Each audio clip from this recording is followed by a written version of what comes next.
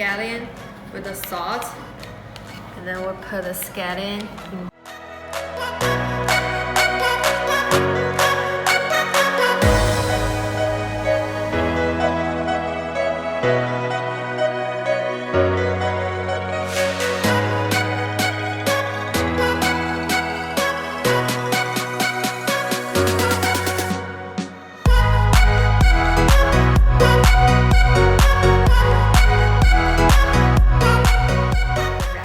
Grab a piece of wrap, right?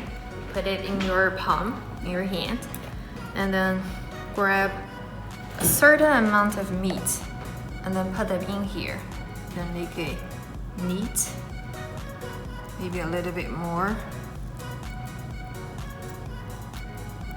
The water, okay, dip in the water, then moisturize the edge. Then fold it, make it tight, then fold, fold, and fold again. Same thing for this part. Fold. Okay, then in the end, you make it tight. Make sure that the filling doesn't come out. Then a beautiful dumpling was born.